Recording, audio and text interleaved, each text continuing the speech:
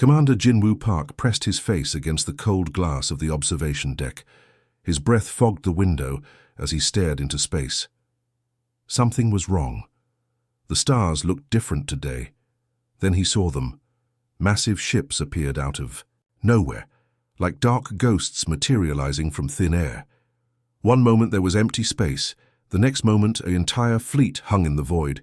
Jinwoo had never seen anything so terrifying and beautiful at the same time. The alien ships were huge, bigger than anything humans had ever built. Their black metal surfaces seemed to drink in the light from nearby stars. Strange energy patterns danced across their hulls like living lightning. Jinwoo counted them quickly, 20, 30, maybe more. Each one could probably destroy Earth's entire space fleet without breaking a sweat. His hands shook as he reached for the emergency communication button. This was it.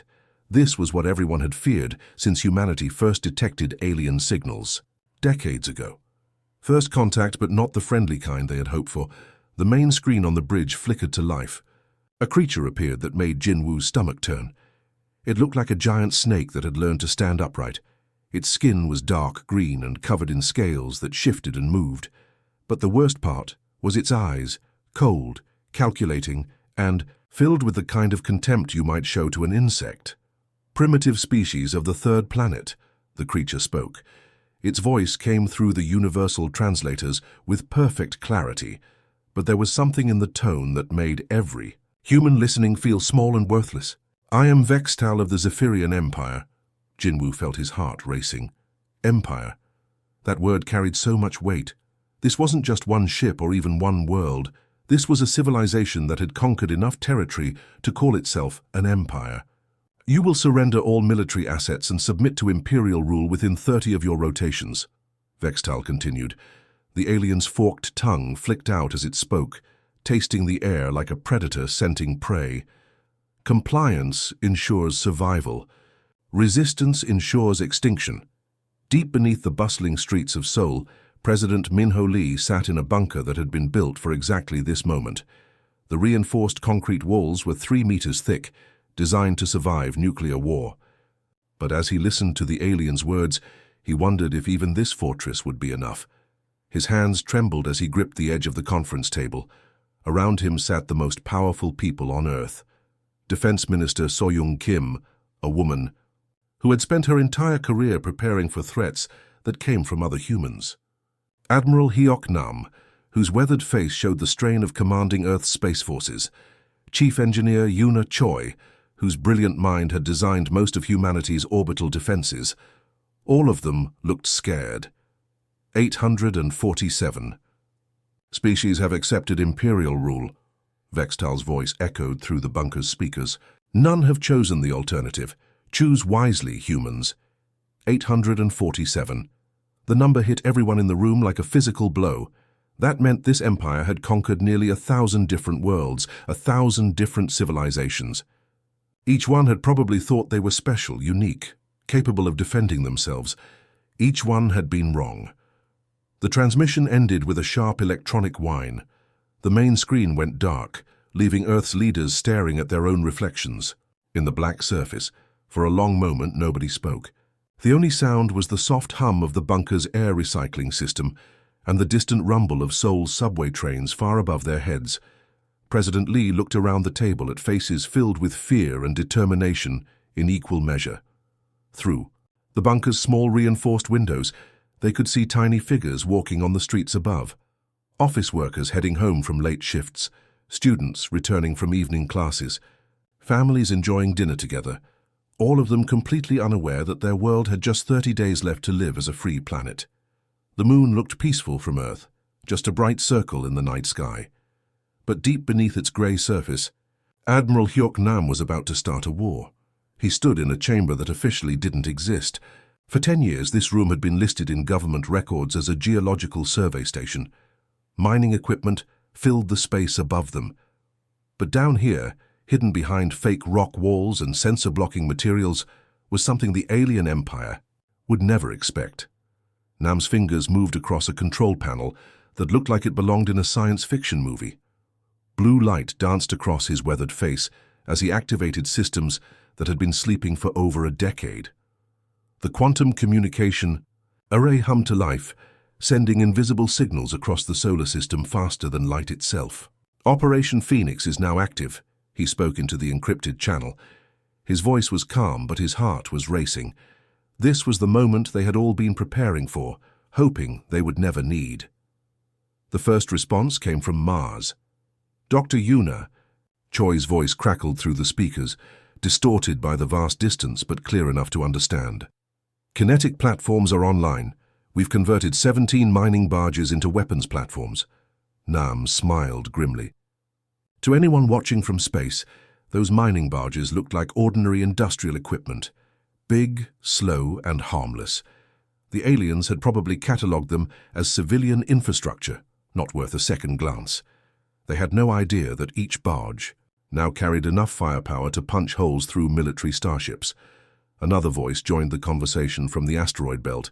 Captain Jisoo Han had been living out there for 3 years, officially running a small mining operation on a worthless chunk of rock. "Stealth ships ready," she reported.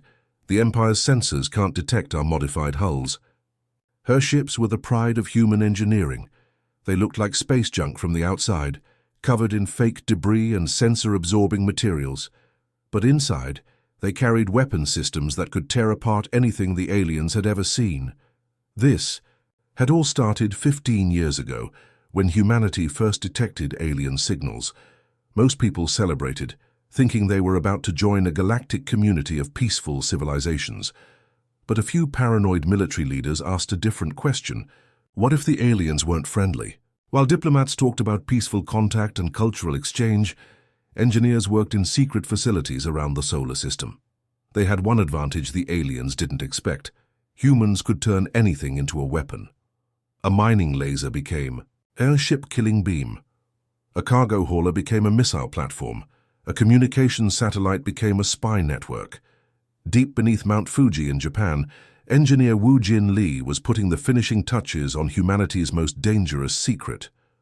His team had been working for 5 years on Project Prometheus, and now their creation was finally ready. The fusion-powered ramships didn't look like much. They were basically metal coffins with engines attached, barely big enough for a single pilot. But each one carried enough kinetic energy to shatter an alien cruiser. They were suicide weapons, designed for pilots brave enough to fly them into enemy ships at incredible speeds. Lee wiped sweat from his forehead as he made final adjustments to the navigation system. His hands shook slightly as he thought about the young pilots who would soon climb into these metal coffins. They all knew it was a one-way trip, but every single volunteer had signed up anyway. Above ground, the Zephyrian fleet hung in space like dark storm clouds. Their sensors swept the solar system constantly, cataloguing Earth's defenses and finding them laughably weak.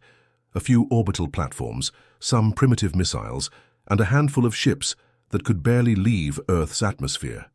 The aliens had conquered 847 worlds, and none of them had put up more than token resistance. Why should Earth be any different? Their intelligence reports showed a divided planet, with governments that could barely agree on trade policies, let alone military strategy. They had no idea they were looking at the most paranoid, prepared, and deadly species they had ever encountered. Humans had spent 15 years turning their entire solar system into a trap, disguising weapons as mining equipment and warships as civilian vessels. The aliens thought they were dealing with a primitive civilization that would surrender after a show of force. Instead, they had walked into the lair of a species that had turned warfare preparation into an art form. President Min-ho Lee adjusted his tie one last time before walking onto the stage. His hands were steady now, but not because he was calm.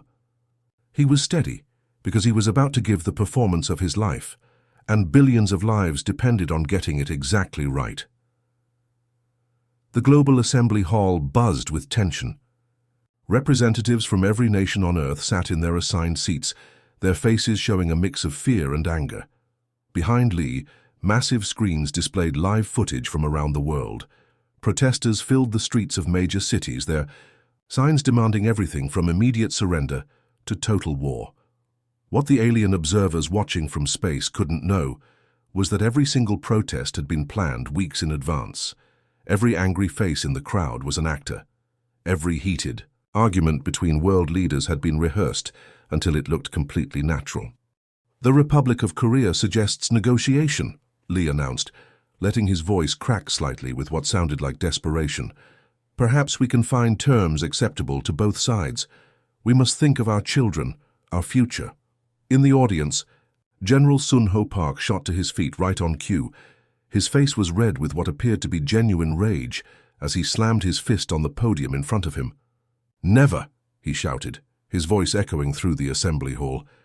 "Humanity bows to no alien empire. We would rather die free than live as slaves." The hall erupted in chaos.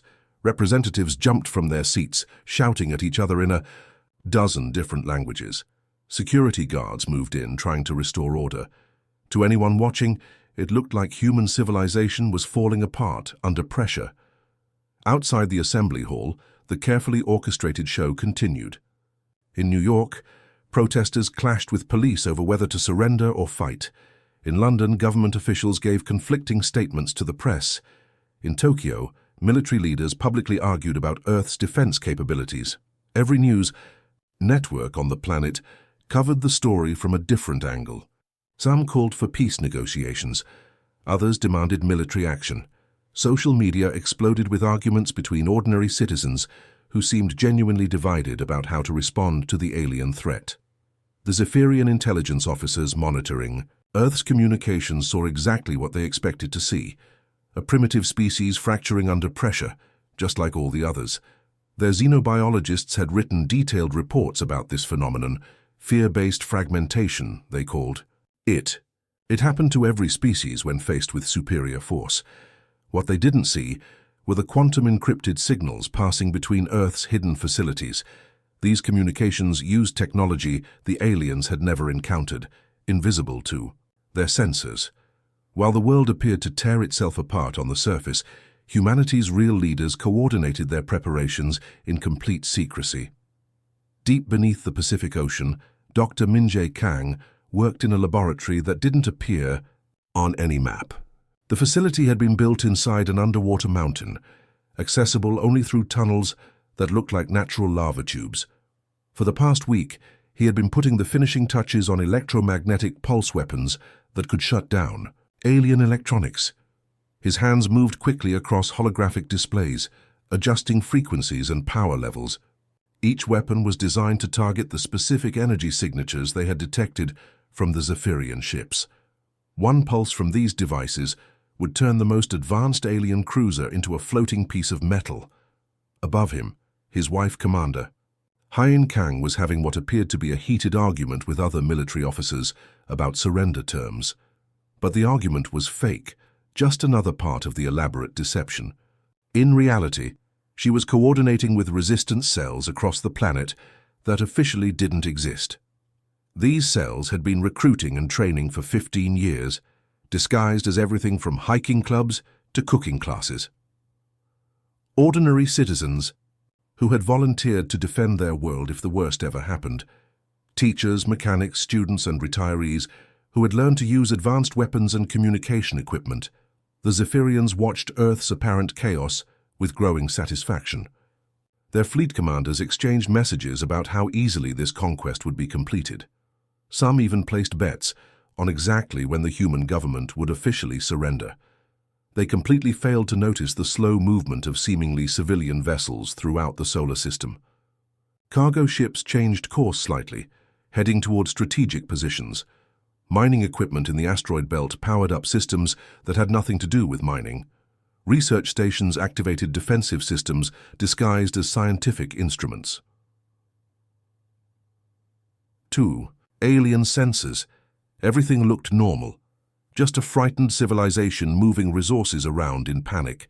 They had no idea they were watching the most elaborate military deception in human history, performed by a species that had turned lying into an art form. The greatest trick humanity had ever pulled was convincing a galactic empire that they were too primitive and divided to fight back. The sun was just rising over the Pacific Ocean when the alien ships came down from space. 3 massive destroyers, each one the size of a city block, descended through Earth's atmosphere like falling stars. Their black hulls gleamed in the morning light as they positioned themselves over military bases along the coast. On the ground, soldiers and civilians looked up in terror. They had seen these ships in the news broadcasts, but seeing them in person was completely different. The destroyers were beautiful and terrifying at the same time, their exotic energy patterns dancing across their surfaces like living lightning. The attack began without warning. Beams of superheated plasma lanced down from the alien ships, turning concrete bunkers into pools of molten metal.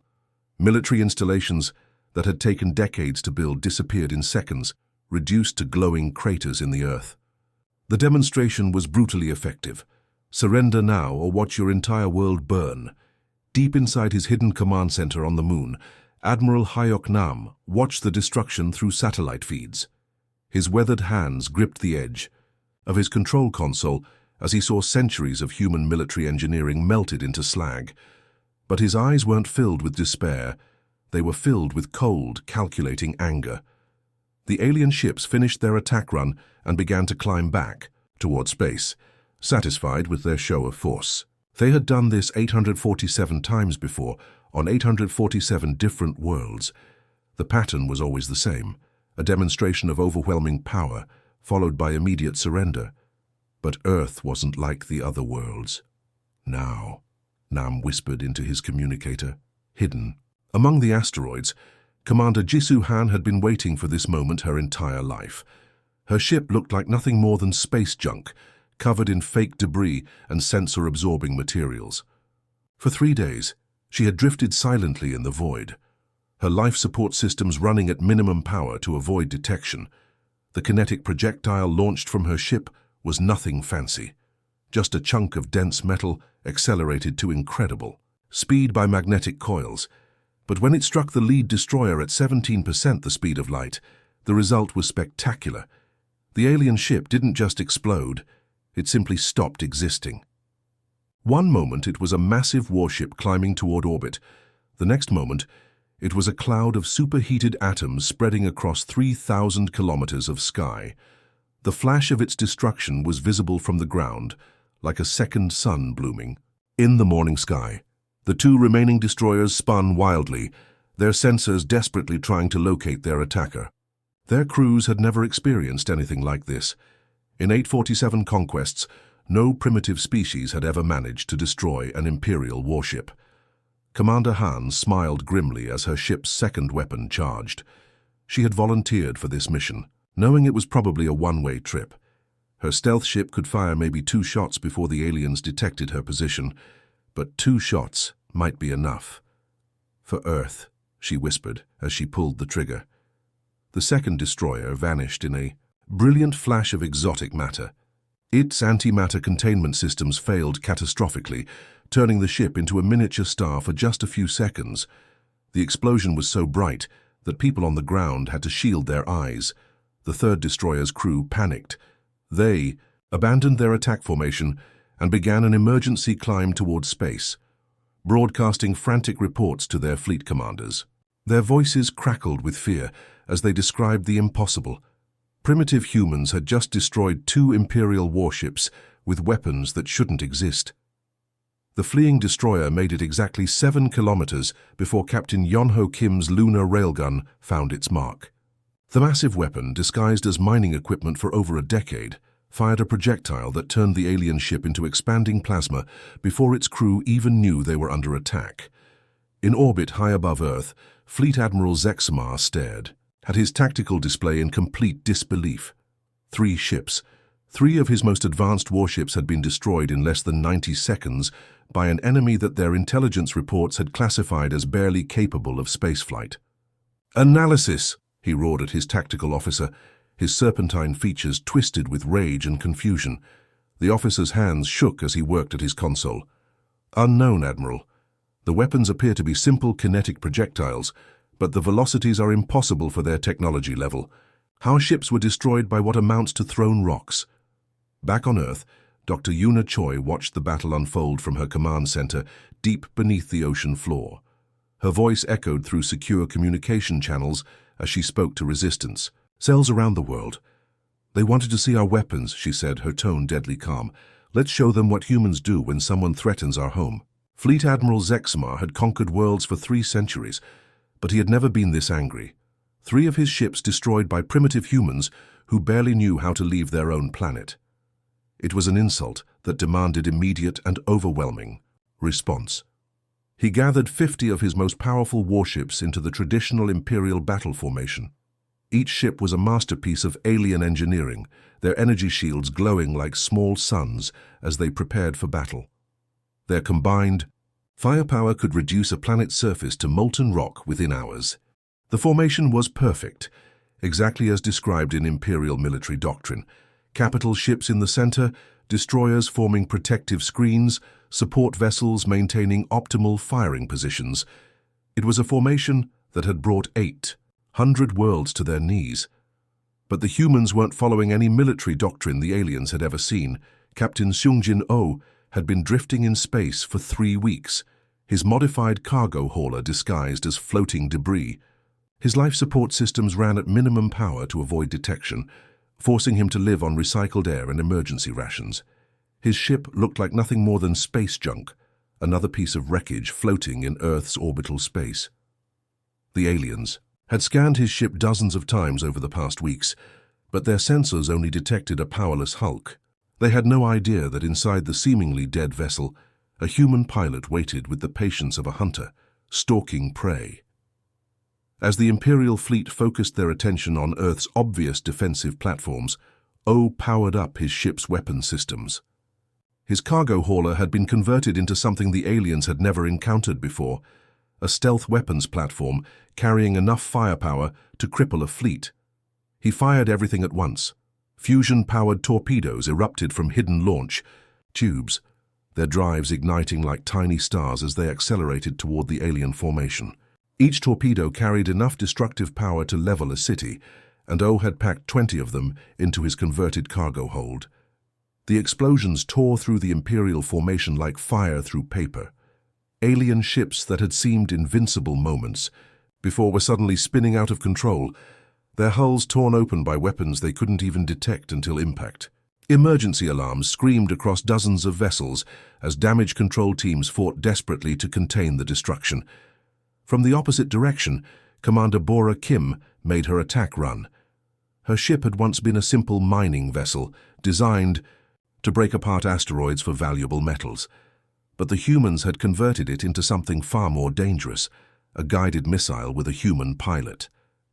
Kim's ship accelerated to maximum speed, its mining equipment replaced with additional engines and armor plating. She aimed directly at the largest battlecruiser in the alien formation, a massive vessel that served as the fleet's command center. "For Earth and humanity," she whispered, as her ship slammed into the battlecruiser's reactor core. The explosion was visible from the planet's surface, a flash of light brighter than lightning. The battlecruiser broke apart like a toy hit by a hammer, its wreckage spreading across thousands of kilometers of space. The shockwave from the explosion damaged 3 nearby ships, sending them tumbling through the void. Fleet Admiral Zexmar felt his flagship shudder as human weapons found their mark. Damage reports flooded his command center, each one more impossible than the last. His supposedly primitive enemies were using tactics that no civilized species had ever employed. "Status. Report," he demanded, his scaled hands gripping his command throne as another explosion rocked his ship. His tactical officer's voice shook with something the Admiral had never heard before: fear. "We've lost 12 ships, Admiral. The humans are using their vessels as weapons. They're ramming us deliberately." The concept was so alien to Zephyrian thinking that the officer could barely process it. In 8 centuries of Imperial conquest, no species had ever used suicide attacks as their primary military tactic. Civilized beings valued their own lives, sought to preserve their forces, fought according to established rules of engagement. But humans weren't fighting like civilized beings. They were fighting like something far more dangerous, a species with nothing left to lose. On Mars, Dr. Min-Seok Jung monitored the battle from his hidden command center. His screens showed the tactical situation across the entire solar system, tracking every human vessel as they moved into attack positions. Each ship was crewed by volunteers who understood they probably wouldn't survive the mission. They expect us to fight like civilized beings, Jung told his coordination team. Time to show them what uncivilized looks like, Lieutenant Soo-young. Park's voice crackled over the communication system, her transmission coming from a position near Jupiter's moons. Sir, the enemy fleet is requesting parley. They want to negotiate. Jung smiled coldly as he watched more alien ships disappear from his tactical display. Tell them we'll discuss terms after they leave our solar system, he replied, and remind them that every minute they stay here, more of them die. The Zephyrian supply convoy emerged from hyperspace exactly on schedule, their massive cargo ships carrying enough fuel and ammunition to support the Imperial fleet for months. The convoy commander felt confident as he scanned the area around the refueling station that had served the Empire faithfully for over 200 years. Everything looked normal. The automated station floated exactly where it should be, its beacon, transmitting the proper identification codes. Fuel pumps and cargo loaders waited patiently for the convoy's arrival. There was no sign of trouble anywhere in the system. What the aliens didn't realize was that the refueling station had been captured 3 days earlier. Captain Youngmin Lee crouched in the command center of what had once been a simple cargo freighter. His ship and 11 others like it had been drifting in the outer system for weeks, their hulls covered with sensor-absorbing materials that made them invisible to Imperial scanners.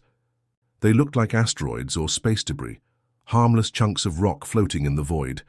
But inside each seemingly worthless hull waited a crew of former miners, pirates, and merchant sailors who had volunteered for the most dangerous mission in human history.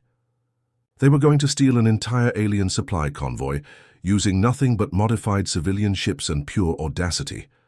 "Target their engines first," Lee whispered into his communicator as the alien convoy approached the station. "We want their cargo intact." The attack began the moment the supply ships started their docking procedures. Human vessels that had appeared to be floating rocks suddenly came alive, their hidden engines igniting as they swarmed toward the convoy like a pack of hunting wolves. The battle was over before most of the alien crews even realized they were under attack. Human boarding parties used cutting tools to slice through hull plating, their vacuum suits allowing them to fight in the cold of space where the aliens couldn't survive. Within minutes, every supply ship had been captured with its cargo holds, still full of precious Imperial technology. The convoy's escort ships tried to fight back, but they were outnumbered and caught completely off guard. Human crews boarded them with the efficiency of professional pirates, stunning alien crews with captured weapons and taking control of their vessels before they could send distress signals. In less than an hour, humanity had captured an entire Imperial supply convoy without destroying a single ship. More importantly, they now had access to alien technology that had taken the Empire centuries to develop. Engineer Da-Hyun Yu was the first human to set foot inside an Imperial computer core. The alien technology was unlike anything she had ever seen, but her brilliant mind quickly began to understand its basic principles. Her fingers danced across holographic control interfaces as she explored the captured systems. Their computers are quantum-based, but the architecture is surprisingly simple, she reported to her team via secure communication. It's actually more primitive than our latest designs in some ways. We can definitely adapt our computer viruses to work with their systems. Within hours, human technicians were tearing apart Imperial equipment in hidden laboratories throughout the solar system. What they discovered would change the course of the war. The Empire's technology was advanced, but it was also standardized across their entire civilization. Every ship used the same computer systems, the same communication protocols, the same security codes. If humans could crack one ship's systems, they could hack into the entire Imperial fleet. Back on Earth, President Min-ho Lee met with his war council in the reinforced bunkers deep beneath Seoul. The room was filled with tension and excitement as reports poured in from across the solar system. For the first time since the war began, human forces were winning. General Tae-hyung Kim spread holographic displays across the conference table, showing the expanding area of human operations. Red zones marked where Imperial ships had been destroyed or captured. Yellow areas showed regions where alien forces were afraid to travel alone. "They're calling it the Terror Plague," Kim reported. his voice filled with grim satisfaction. "Every ship they send into our operational area either disappears or returns damaged. Their logistics network is falling apart." The aliens had expected to fight a conventional war against Earth's obvious military targets. Instead, they found themselves facing an enemy that struck from the shadows, captured their supplies, and turned their own technology against them. Defense Minister So-Young Kim leaned forward, studying the tactical displays with the eye of a professional soldier. "Good. But we need to hit them where it really hurts. Their core worlds."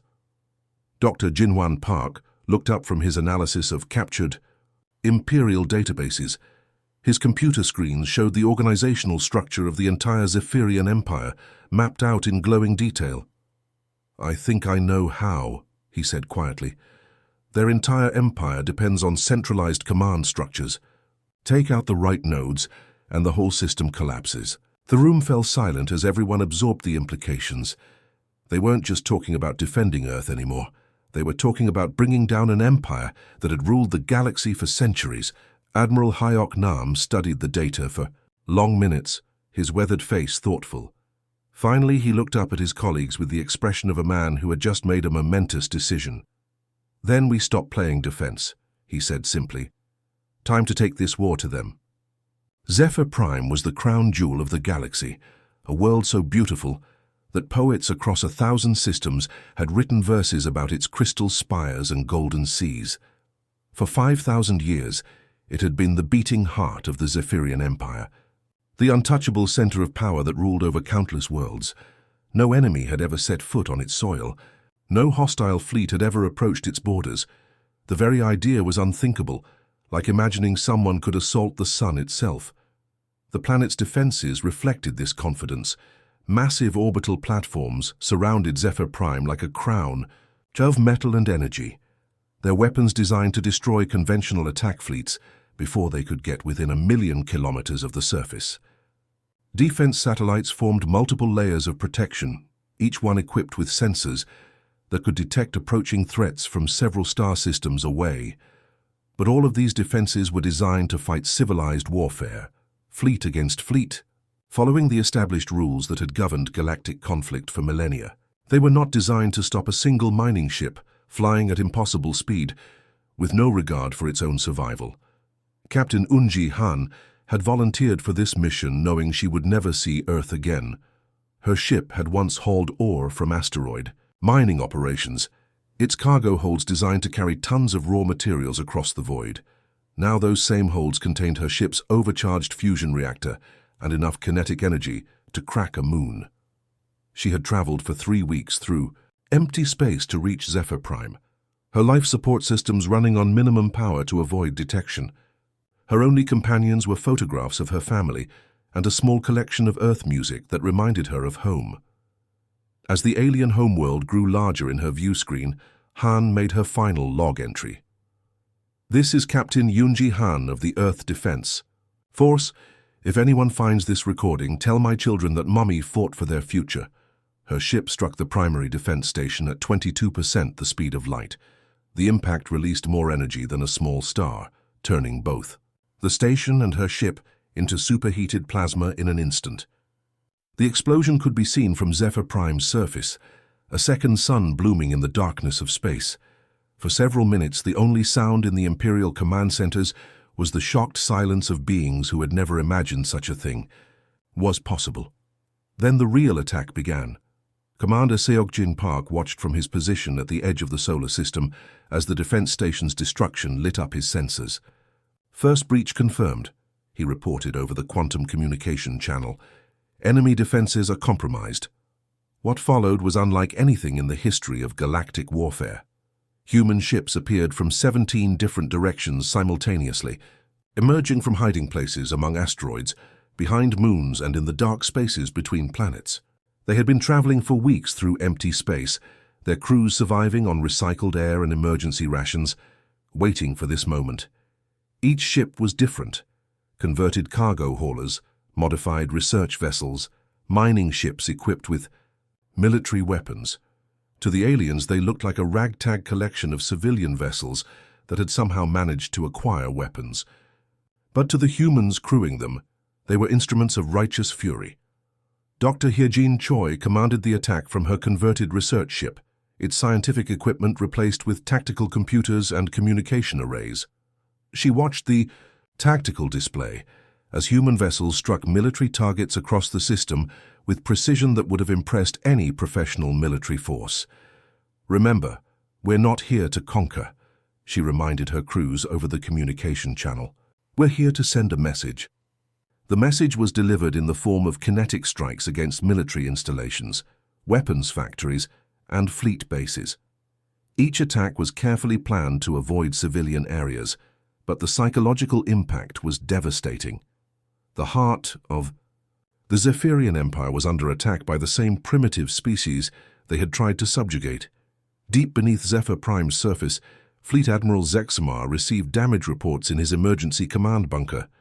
The massive chamber had been carved from solid rock, designed to survive even planetary bombardment. But as he listened to the reports streaming in from across the system, he realized that no bunker could protect him from what was happening. How many ships did they bring? He demanded, his scaled hands shaking as he gripped his command console. His tactical officer studied the sensor readings with growing confusion. "Unknown, sir. They appear to be using modified civilian vessels. Our sensors can't distinguish between warships and cargo haulers. Every human ship looks different from the others." The Admiral stared at the tactical display, watching as red symbols marked the destruction of installations that had protected his homeworld for centuries. A terrible understanding began to dawn on him. "Then, they've turned their entire species into a military force," he whispered, finally comprehending what the Empire faced. This wasn't an invasion by Earth's military. This was an entire civilization at war, where every cargo ship could become a weapon, every civilian could become a soldier, and every human vessel could carry enough firepower to threaten an imperial installation. Above them, the night sky of Zephyr Prime burned with the light of burning space stations and exploding defense platforms. For the first time in 5,000 years, the Empire's capital world was under attack, and the attackers were just getting started. Emperor Veltar had ruled the galaxy for over 3 centuries, his body transformed by ancient technology into something between flesh and living stone. He sat motionless on the obsidian throne, a massive seat carved from a single block of black crystal that had been old when his empire was young. The throne room stretched out before him like a cathedral, its vaulted ceiling disappearing into darkness above. Pillars of polished metal supported the vast space, each one inscribed with the names of worlds that had fallen to imperial might. 847 civilizations were listed there, their histories reduced to simple text carved in alien script. But today, for the first time in his long reign, the Emperor felt something he had almost forgotten: uncertainty. Holographic displays floated around his throne like glowing ghosts, each one showing the collapse of another star system. Red symbols marked worlds where Imperial forces had been driven out. Yellow zones indicated areas where his fleets no longer dared to travel.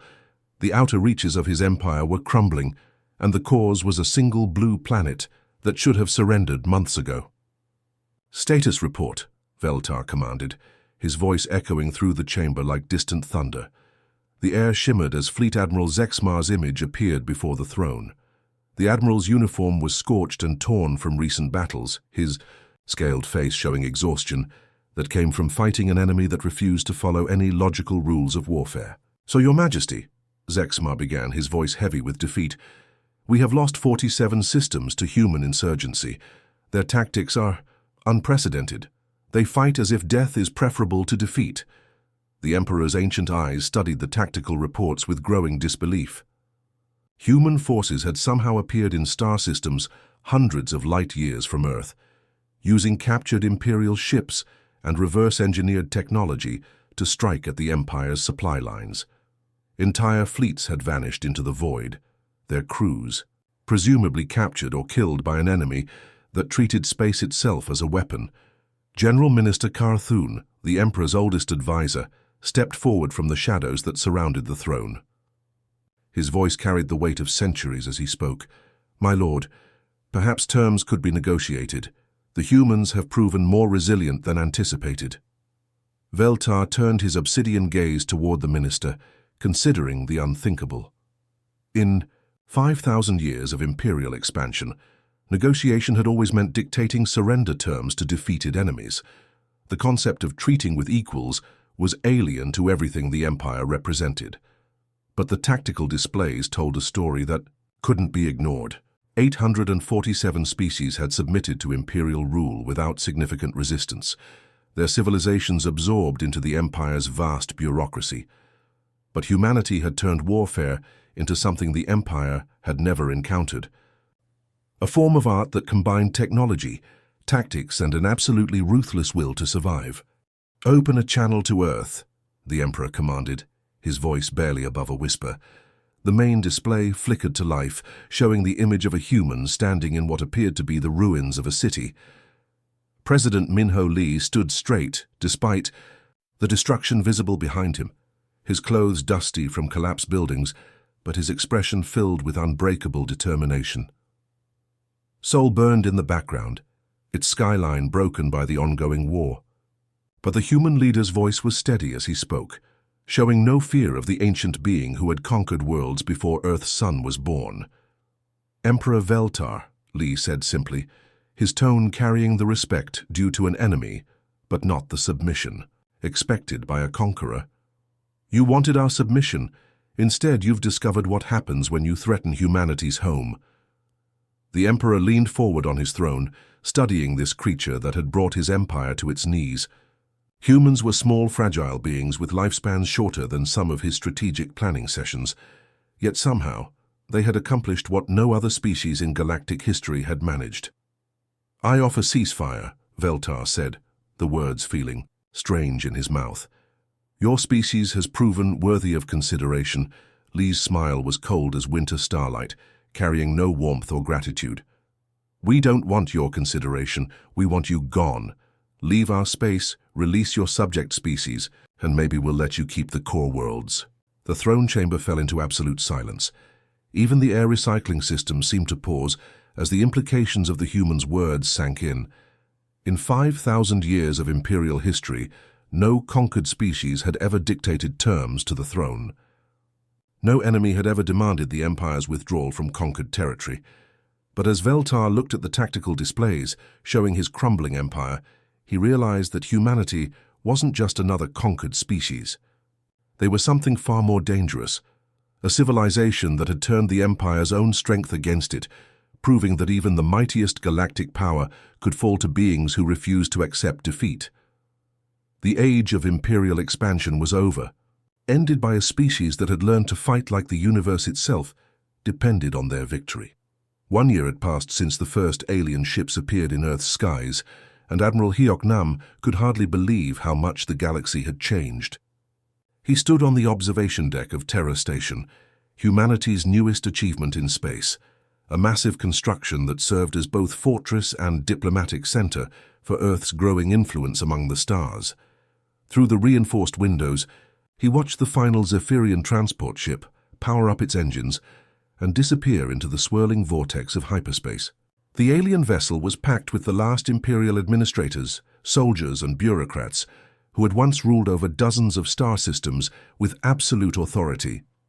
Now they were refugees, fleeing to whatever remained of their shattered empire. The retreat had taken 8 long months. What had once been the mighty Zephyrian Empire was now just a handful of core worlds, stripped of their subject species and surrounded by newly independent systems that wanted nothing to do with their former masters.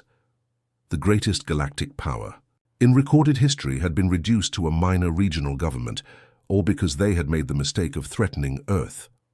Dr. Yuna Choi approached the observation window, her research tablet glowing with reports from across the galaxy. Her fingers moved quickly across the holographic display as she sorted through diplomatic messages, trade proposals, and intelligence reports from dozens of different civilizations.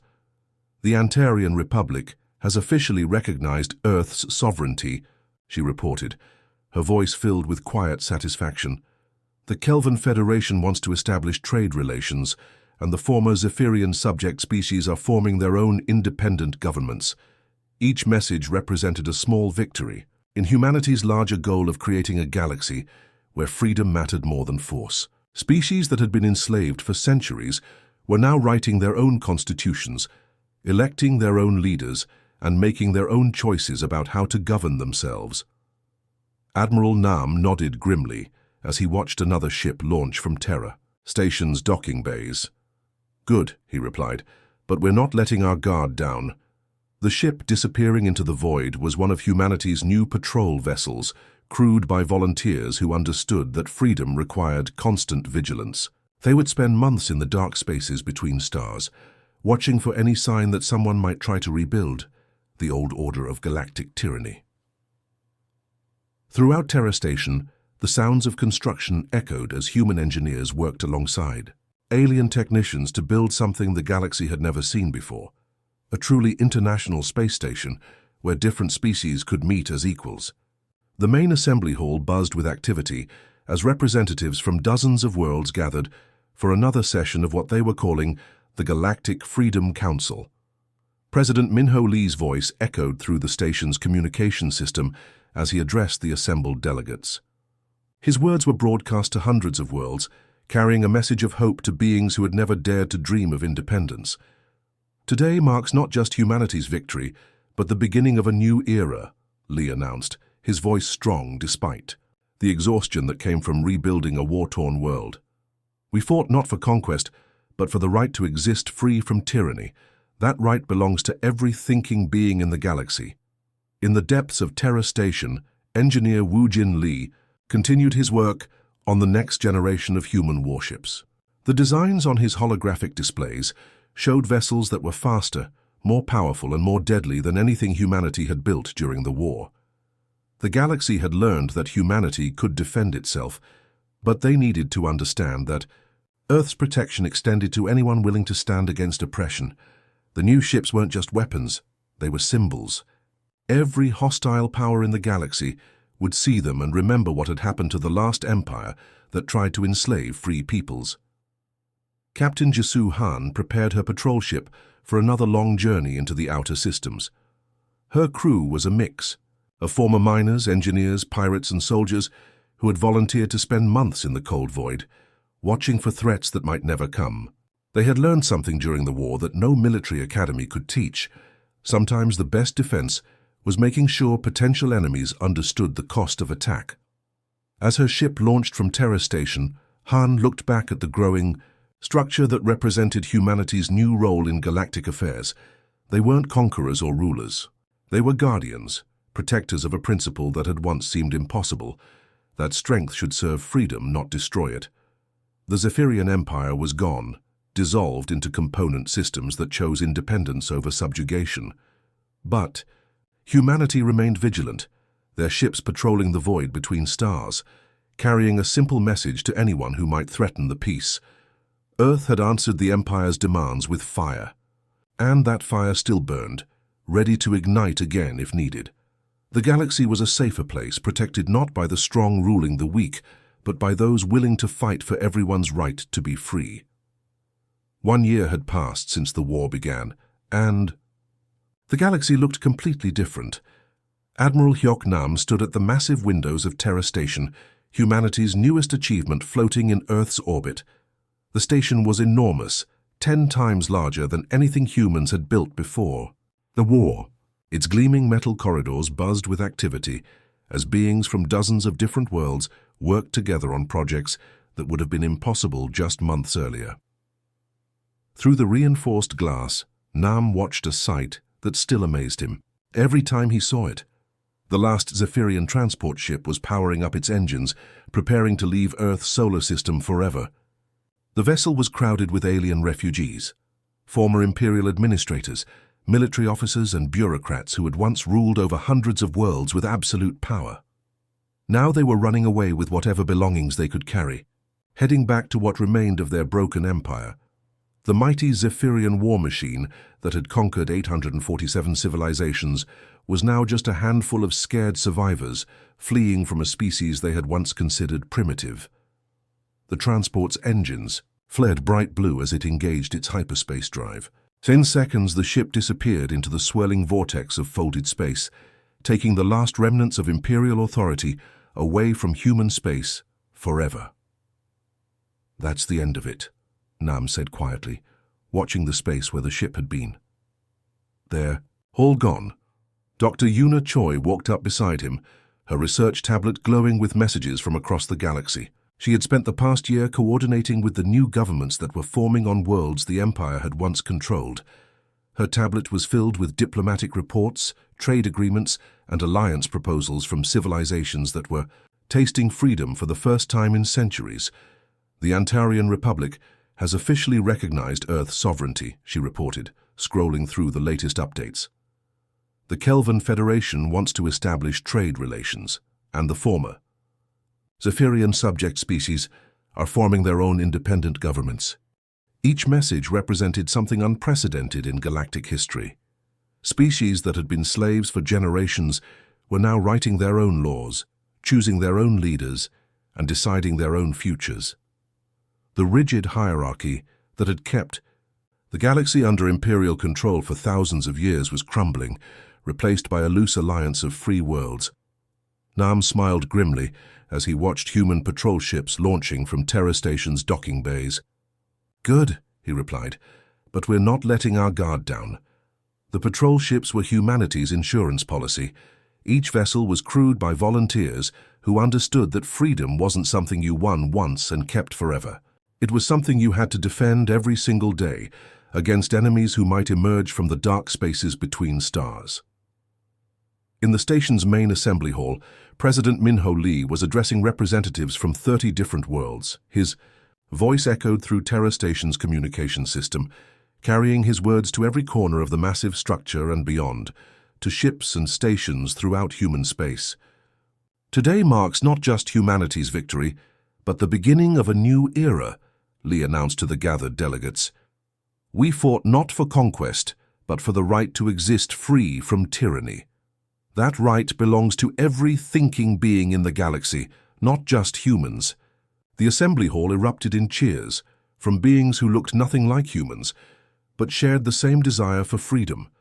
Tall, crystalline entities from the Arcturus system stood beside short, furry creatures from the Vega colonies. Former Imperial slaves now sat as equals with Earth's ambassadors, planning a future where strength served justice instead of oppression. Deep in Terra Station's engineering levels, Wu Jin Lee worked on designs that would make sure that future remained secure. His holographic displays showed the blueprints for humanity's next generation of warships, vessels that were faster, deadlier, and more advanced than anything the Empire had ever built.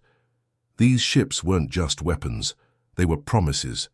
Every hostile power in the galaxy would see them and remember what had happened to the last empire that tried to enslave free peoples. The designs incorporated captured Imperial technology, reverse-engineered and improved by human ingenuity until they surpassed their alien origins. Captain Jisoo Han checked her ship's systems one final time before launching on another patrol mission. Her crew was a mixture of former miners, engineers, and pirates who had volunteered to spend months in the cold emptiness between stars, watching for threats that might never come.